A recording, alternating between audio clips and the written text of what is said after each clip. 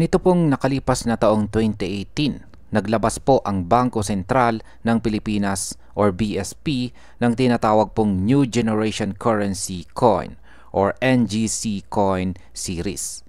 Layunin nito na mas modern at secure ang mga barya na may disenyo ng mga pambansang bayani at endemic na halaman ng Pilipinas. Pero sa social media, marami po ang nagreklamo na ang bagong coins ay nakakalito, mahirap pong tukuyin at hindi friendly para sa mga may mahina or bulag na paningin. Ngayon ay ano nga ba ang karanasan ng mga netizens sa bagong baryang ito? Yan, mga bagong baryang ito. Ang isang halimbawa po dito ay si Bill Kevin Del Rosario, kung saan ay siya po ay nagbayad ng 10 peso coin sa loob ng jeep gamit ang bagong coin. Ang driver, sa halip na ibalik ang dalawang 1 peso coins na kanyang barya, ay ang naibigay po niya ay dalawang 5 peso coins. Na-realize lamang ito ni Del Rosario ang pagkakamali ng driver matapos po niyang bumaba ng jeep. Ayon sa kanya, nakakaawa yung mga taong nabubuhay sa pabarya-barya. Marami pong netizens ang nagbahagi ng parehong karanasan online na nagpapakita ng kalituhan sa bagong coins.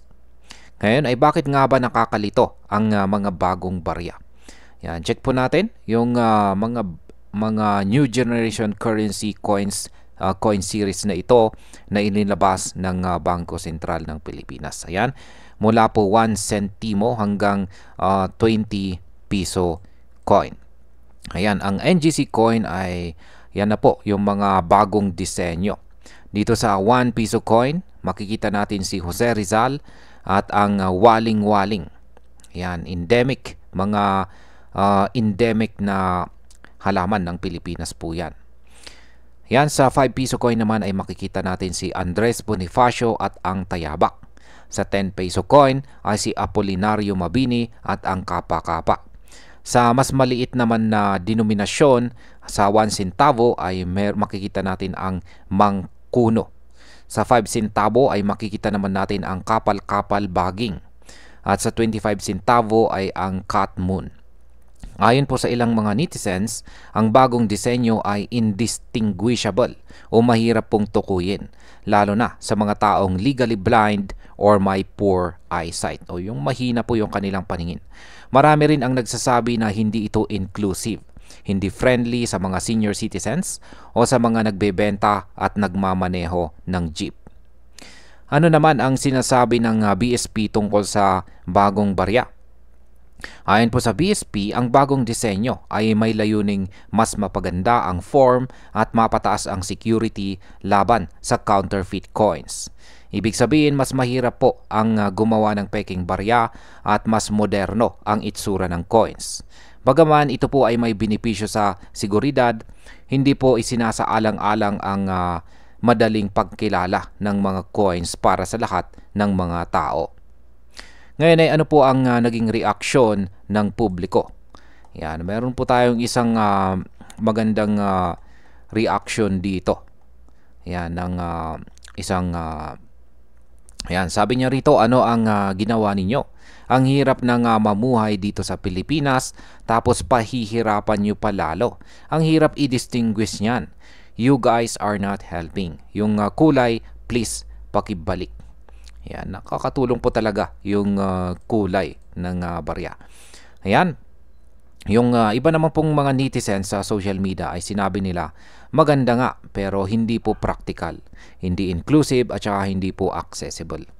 Yan, yung mayroon ding nagsasabi na paano ang mga kapatid natin na may kapansanan, paano ang mga driver ng jeep, yung mga sari-sari store at yung mga magtataho.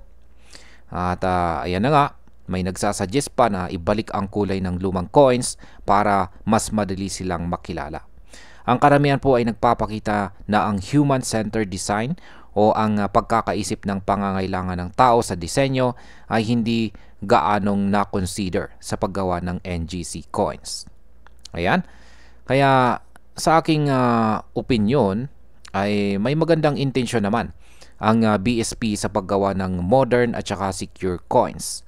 Pero sa implementasyon, malinaw na kailangan pa ng mas inclusive na disenyo. Dapat matiyak po na kahit ang mga taong may poor eyesight o mga senior citizens ay madaling makilala at magamit ang coins. Ang accessibility at user-friendliness ay kasing halaga po ng aesthetics at saka security. At yan po ang paliwanag tungkol sa bagong barya ng Pilipinas at ang naging reaksyon ng publiko. Ang lesson po natin dito ay mahalaga po ang balanse sa pagitan ng modern design, security at saka accessibility. Huwag po natin kalimutan na ang pera ay para sa lahat, kaya dapat madaling gamitin at maintindihan ng bawat Pinoy. Maraming salamat po sa panunood at huwag pong kalimutang mag-subscribe para sa iba pang paliwanag tungkol sa pera at ekonomiya ng ating bansa.